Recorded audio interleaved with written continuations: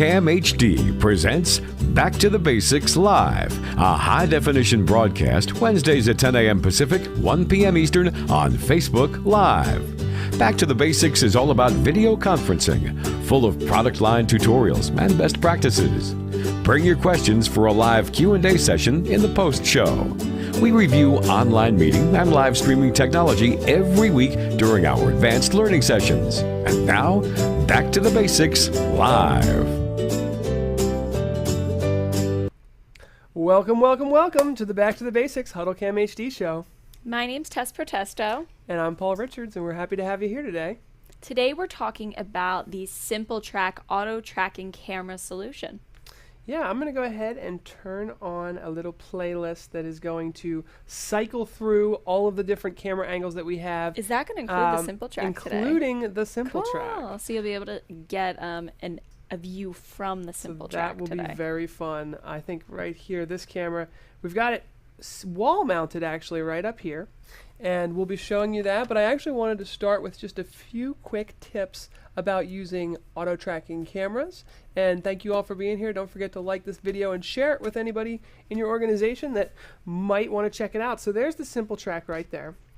And the first couple things I wanted to share, and this is going to cover me up, but I want to show I was covering you up, Tess, sorry. No, that's fine because you're talking anyways. It makes sense. So this is the bottom of the unit, and we'll be showing this off throughout the day today. And the bottom of the unit has a network port, and that's how we're going to be able to control it from anywhere on our local area network. We can live stream video off of it. And it also has an HD SDI port, which may be unfamiliar to some of us, but we basically include 100 feet of HD SDI cabling and a frame grabber. And I'll show you what that does. But essentially, it allows you to plug in this camera to any PC or Mac computer, laptop, desktop, any of those, and go ahead and plug right in. Now the ceiling mount here is the ceiling mount addition. So you'll see the last two digits of the SKU is CM. And it's a very nice little ceiling mount that allows you to adjust, put the camera right on the ceiling, and then you can simply have it mounted on the ceiling and invert the image so that it looks right. We also have a tripod mount. You can see the SKU is -TP, and that fits right on a tripod. So nice. That's a super easy one. We're showing the ceiling mount wall mounted today. Here's the ceiling mount. So one of the things to notice is that all the cables come from the bottom of the camera. So these are kind of custom mounts, but it makes for a very clean and easy installation. And if you've never seen a frame grabber before, Tess, I know you've seen this before. Yeah, we have them lying around. We've got them everywhere. In fact, there's one right here we'll show off in a second. But these basically take the HD SDI right at your computer and convert it to USB 3.0 so that you can very quickly and easily, here's one here, they're very just like small little devices that you can plug right in.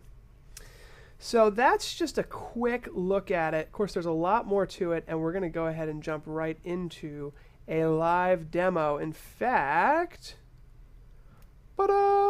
this right here is the view from the Simple Track. So what I'm going to do is go ahead and show one camera on the Simple Track itself. And I'm going to get rid of our lower third just for a moment. And then the bottom image there on the bottom left, that's the software. To control the Simple Track. To control the Simple Track. So you're going to see me operating the software here with my mouse. So it can function as a pan-tilt zoom camera where the user controls it, or an automatic tracking camera. Yes. Good to know. So I can take the tracking software full screen to show all of the functionality. I think I'd like to do that, but this is the space here. I'll just zoom out really quickly with the zoom out button. This is all over IP, so it can be done by any computer on your network. And this is the room that we're in. So one of the cool things we're going to show you is, Tessa's going to walk up and down, and it's going to automatically track her when we turn it on. But also, she's going to be walking in front of a projector and a television, and that will not, throw it off in any way. Even though there's going to be movement on the screens, that's not going to throw it off. Nope, it should still be just fine. I'm sort of learning about this product myself, so this should be good today. And I'll just, before we do our live demo, I just want to quickly, I guess we're kind of in the midst of a live demo. I want to quickly show this software just a little bit more here, you can see that if I go to settings, what it's going to do is it's actually going to fly off the screen. AKA, that wasn't supposed to happen. Whoops. We have multiple different screens here that we're constantly dragging our browsers from screen to screen. It can be a little hectic. Come on. There we go.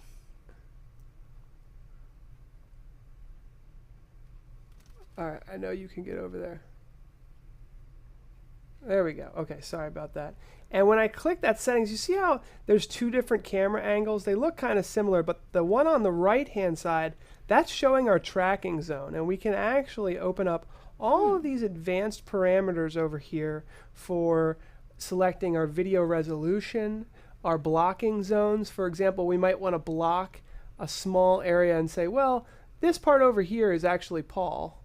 And if I move, I don't want the tracking camera to get confused by that. You can really customize it to your specific space. And I can see here that the tracking sensitivity is set all the way to high. The pan speed, I'm going to set these to kind of medium. And we're going to go ahead and see how that works. I'm going to turn auto tilt off. We'll leave auto zoom on. Auto tilt would allow it to tilt up and down. And I don't mind actually leaving that, but sometimes if you don't need it to go up and down, you just want it to follow left and right, you can turn that off. JAC is wondering how a second person who walks into the tracking area will throw it off and how it can autocorrect for that, if we can try and show its reaction with that. Let's do our first demo, and then let's definitely show that as well. Cool. So let me go ahead and click Save, and then I will click OK.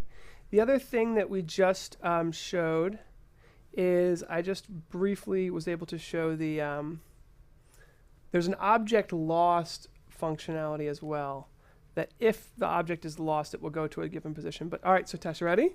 Sure. Here comes the live demo.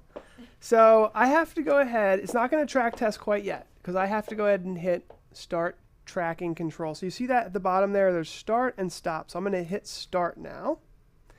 And it's going to go ahead and hopefully not see me. And then, Tess, you should be able to go ahead and walk around. Should be able to start walking. Mm-hmm.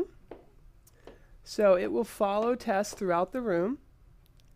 And it'll basically just automatically track her. So depending on what she's doing that day, the video would be recorded completely. And right now we have it cropped to a certain frame. Now, a little bit of the top of the television is cut off. So we could actually make the frame a little larger to show that, which is maybe something I'll do live to show how that works. But the live demo is working well. You should be able to go all the way over to that rack over there, and it should follow you pretty well. Now, I have it on slow, so Does it still see me? it's still tracking you, yeah. Does it see me now? It's still tracking you, yeah. Ta-da! So the frame is pretty good for Tess walking left to right, but I could actually maybe zoom it out a little bit, and I'll show how that works. And we could also turn up the tracking speed. So we turned it down a little bit. It's nice and slow. I mean, I think it's a comfortable speed, but I could actually make the speed faster and it would respond faster. So yeah, that is essentially how it works. Let me hit, when I hit this settings button, it seems to jump over to the other screen for some reason, but I'll drag it back here. Now, what I'll do is, so we just showed it in kind of a medium level. I'm going to turn the tracking sensitivity up to high and the pan speed up to high. I can pick up the pace a little bit. We could pick up the pace a little bit. I'm also going, one of the things I'm going to do is I'm going to zoom out just a hair. Oh, okay, stop control. Zoom out just a hair more and hit set. And preset 1 is your frame. So if I zoom it out just a little more, because the top of that television, just in case we wanted that, hit set, hit save, and hit OK. I'll drag this back. And now I'll just hit the start button again. All right. So now it's a little more zoomed out, and you should be able to do exactly the same and go left to right, and it will follow you. Ta-da! I feel like a model. Tess, you're doing a great job. People can see on the top left that the camera's moving. On the bottom left, they can see the software. And then right here, they can see that the camera's working. Matt Davis is saying, the simple track will follow the largest moving object. You can do a handoff between two people by having one walk in front of the other. If two people are in view, it will get confused until there is a single individual to track again. Otherwise, as mentioned above, it will track the largest moving object. Let us know if you need any more information. I'll be happy to help. So, Tess, you did a great job. That concludes our live demo.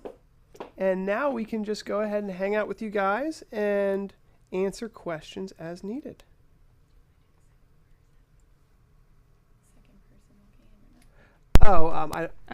Matt Davis did a little demo of that, or it kind of explained how that works. Gotcha. Thank you, Tess. How did it feel to be a model for the day? Listen, I was born for it. No problem here. Good job. What did you guys think? Did it track pretty well? From what I could see, it did great. Yeah, it didn't really lose you. And it's supposed to be simple, and I think that's why they named it the simple track. It's a very simple, easy to set up product where we're able to just bring in what it does. Look, there's a funny comment on Facebook. It's Emily and Matt. You guys are the bomb diggity diggity. No, Emily said that we're the bomb diggity. Matt said we're the bomb diggity diggity. They're cute. Oh, that's so nice. JAC. In the classroom auditoriums, the doors are in the front of the room, and even the doors are outside the tracking area. The students may come into frame when walking to their seat. I see. In classroom auditoriums, the doors are in the front of the room. Even if the doors are outside of the tracking area, the students may come into the frame. So let me show the software just a little bit deeper as we try to answer that question, because I think that we can answer that question with some of the things that have been built into this software to accommodate Similar that. to what you were showing with the blocking. If you wanted to block out the area, if there's like a section that's lower in the frame, maybe that's what I was students thinking, may be walking through, you could block that area out. So what I'm going to do, if we have the chance, is I'm going to try my best to show the software up, and let's see here. What we'll do is I'll just, there we go. All right, sorry, just give me 1 sec, and I'm going to get the software. You could try having me step through the bottom of it while you're in front of the screen. We can. Let's just take a look at what we could possibly do in that situation in the software, and then we could try to do it live. We don't have any wireless microphones, but yeah, that would be troublesome. Couple things here. You guys are looking at the software. Is one of the things you can see here is that we have 3 cameras. So as we go in between them, there we go. It will actually automatically connect to different cameras. So this is another one here. It takes a second to lock in. And then this is the one in our room here. So it's just double click any of the cameras on your network. It automatically finds them, and we're able to pull in the video. If we hit the advanced parameters, there we go. We can set up 8 different blocking zones. So we put that one blocking zone there in the bottom right. But if we want to set up a second blocking zone, maybe in the bottom left, and then maybe even a third blocking zone, all the way across, that would allow us to protect that area. Yeah, to protect that area. So if I were to walk in front of that area, it should... It looks like does it not let you overlap them? Oh, the line is just too thin for me to see. I got confused with the third one. Yeah, I can see it's there, thin. But it was just thinner. Maybe when you layer them, it changes slightly a bit of the color. So I guess that's really what I'm assuming we would recommend. You can also have it, instead of having it track in the beginning, you could have it just go to a specific position. If there's like a setup time where your audience is being seated. And it looks like, so there's only one tracking area. So you can overlap the blocking areas with the tracking area. Okay. So I think JC's saying again, or did he already say that? That's the same comment. Okay. So hopefully that answers your question, JC. It does have 20x optical zoom, so there's a large ability to zoom in. Let's show the zoom capabilities. And it's SDI or USB? Yes. Whatever your preference. Whatever your preference is. So if we zoom in all the way... What's this 64 gigabytes of internal memory? Oh, that's a good question. So there's 64 gigabytes of internal memory, and that is an SD card. So if we go into the configure area here, this will pop up, and this allows us to still attach to any camera on our network, and we can actually stream our TMP. So we can actually stream directly to YouTube. Oh, cool. Or Facebook, or a server on your network. And we can go into the SD card setting and say enable recording. And then we can say when it boots up, just start recording, or start recording manually, or override when full. And we can set up the resolution and frame rate right there. Do you think that configuring your zoom to be at a certain place could help the camera to not be offset by secondary objects moving into the frame? Maybe I if you think just so. try to customize That's your a zoom. good point.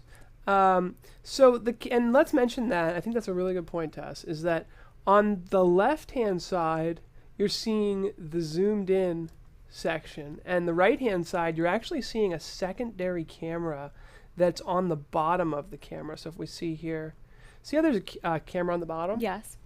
So that camera actually is a wide-angle camera that shows the whole area. And then the top camera can zoom in further. Oh, nice. So you're right. If we were to go ahead and zoom in to a further setting, we would be able to go in further. So I'll go ahead and hit that. That might be another option for a solution when trying to troubleshoot the possibility of another person or object coming into frame, offsetting the tracking. Yeah, and we have had the chance to look at a lot of different settings, and I think that is probably the best way to do it. Great.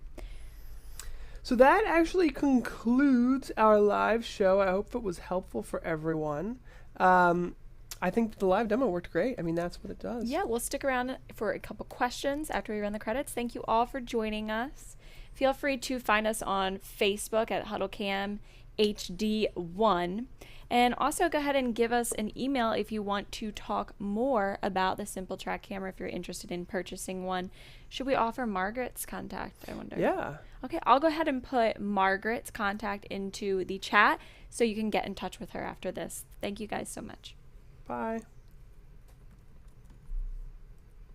For tuning in for this week's Back to the Basics Live. Your participation drives the conversation forward for technology enthusiasts around the world. Looking for more?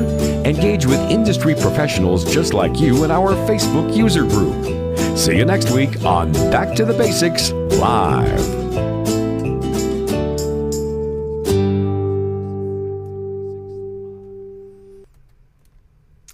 Great to have you all here, and hopefully you caught that fun live demo. That was all recorded in 1080p on YouTube and 720p on Facebook. Yeah, if you want to go back and watch it on demand, feel free.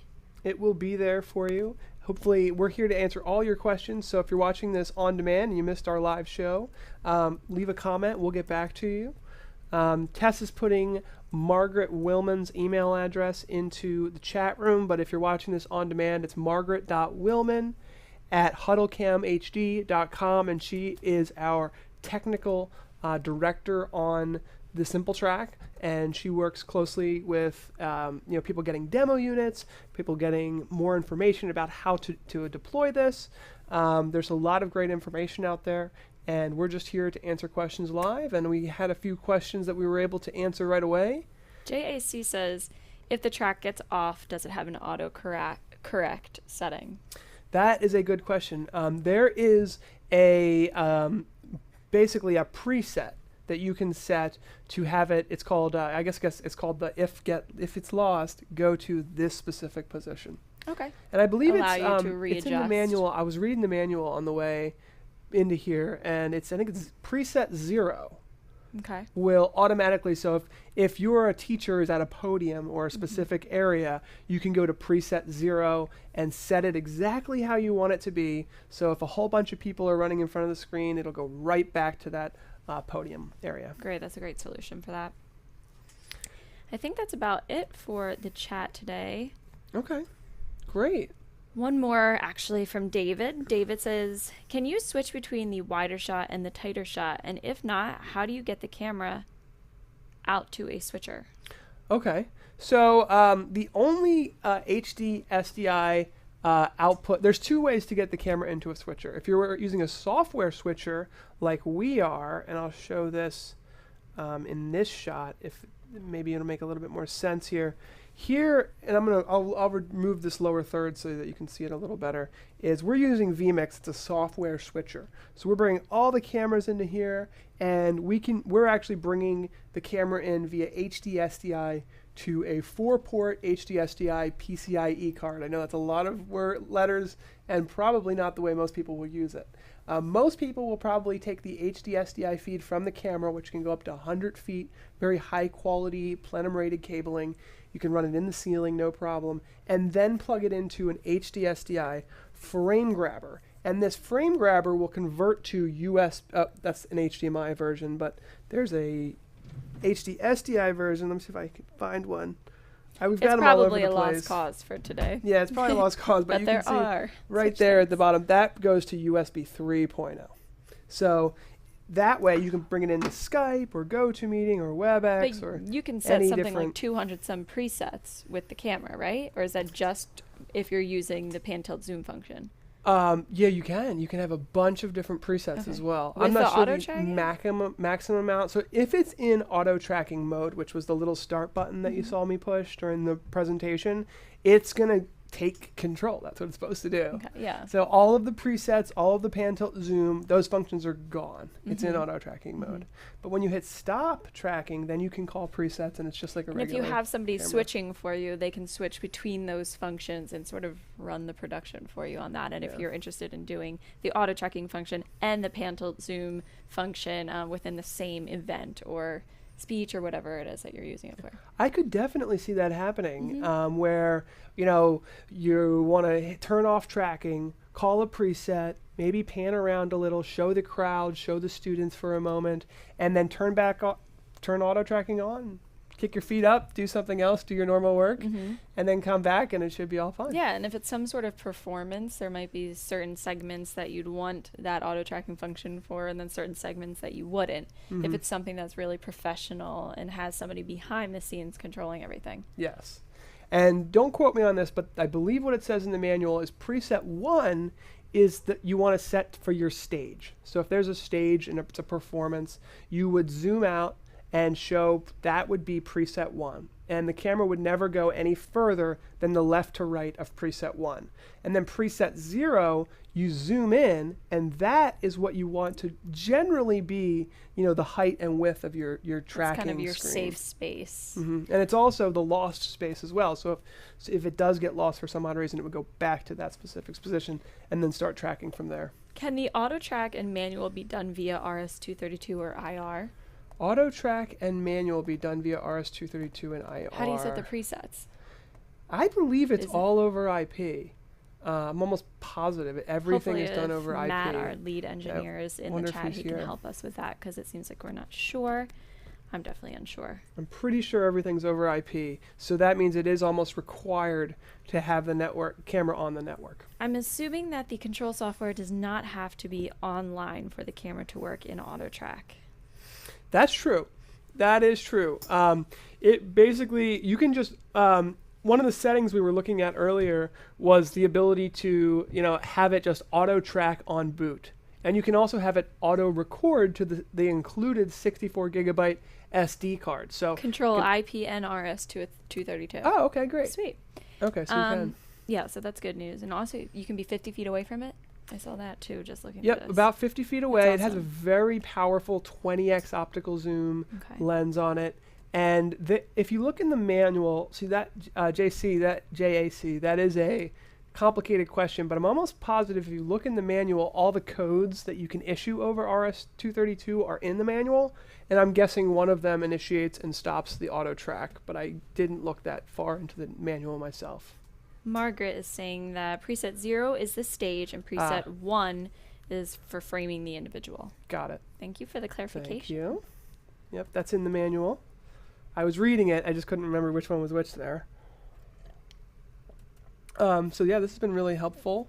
We got a lot of great questions throughout this presentation. Yeah, I thought so too. It's a good one. And I hope that everyone enjoyed it. Again, we are going to be going back and looking at the comments. We both get an email, right, whenever there's a comment. So we always check. We get the answers for you. It has a 2-year warranty, I believe. I'm pretty sure because most of the cameras from HuddleCam all have a 2-year warranty.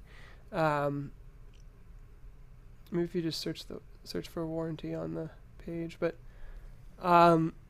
it's available through many of our resellers and distributors. So it's available on B&H Photo, CDW, a whole host of distributors and resellers that we work with. 1-year parts and labor. Okay, so it's a 1-year warranty, parts and labor. And we've got a great support team who can help you get through all of that as well. So thank you so much for taking the time to watch this video. Was there anything we missed, Tess? I think that every time I say that, something else pops up, which is good. Yeah. We're happy to help. World News on Demand says, give us a scenario where multiple huddle cams can be used. Can you assign each camera to different individuals or the cameras will get crazy? Thinking about stage performances. In that scenario, you are probably going to want to have, real controlled cameras. Yeah, like with a I'm trying to think of our joystick. PTZ cameras. I'm not sure we have a joystick around here, but check our website. We have real joystick controllers with real pan tilt zoom cameras, and you need a real human brain to follow these stage performances, I think. Yeah, if it was that complicated with multiple people and multiple cameras. Now, in that scenario, one of the good things that you can do is you can daisy chain the controls of the cameras. In fact, I just noticed we've got this camera here, and you can see on the back that it has RS-232 in and out. And every HuddleCam has RS-232 in and out. So you could connect the joystick to the first one, and then have the second one connect to the third, and the third to the fourth. And control them all from a single joystick. So it's kind of like having a master controller where you go, camera 1, move it over here. Camera 2, move it over here. And then you have somebody changing the cameras from left to right. And we have customers that do that all the time, but they don't necessarily use the auto tracking camera for very complicated stage performances. Right. In theory, you could, I suppose, if you had a very specific area that you were keeping the tracking function in some places too. Yeah. And it wasn't just a full stage shot from multiple angles. That would be tough with the blocking even. That would be tough. Yeah. But if it were a very specific area, I guess it is possible. I mean, you saw what's possible. It really is built for semi-controlled environments. A teacher at the front of a classroom, a presenter at the front of a training room. Maybe a solo performance. A solo performance would be perfect. That would be perfect. And it's a really nice camera. With that HD SDI, it does 1080p 60, which is 60 frames per second. So if you are doing performances with a lot of fast movement and everything, you'll be fine with that. Oh yeah, the 60 frames is very, very crisp and nice. So it's 60 frames per second. We should come up with a sensor wristband to assign one camera to one individual and so on and so forth. That's interesting. Clever idea. That's interesting. In that scenario, it would work. In many of the teacher environments, they lose the wristbands or they lose there are other products that have the wristbands and the dongles that they wear. But I think a lot of people complain about them requiring batteries and running out of batteries. Having to buy a new one every 2 months. Getting lost. So we tried to make this product has a specific purpose that's very simple and easy to use. It doesn't solve every problem in the world. But we think that for education, for presentations, for professional recordings, we tried to make it, I don't want to say the word dummy proof, but we've tried to make it as simple as possible so that when you deploy this, you can just trust that it's going to work in the given scenario that you have. I think that covers it for today. Thank you guys so much Thanks, for joining everybody. us. Feel free to contact us with any further questions. So happy to have you all here. Take care. Bye.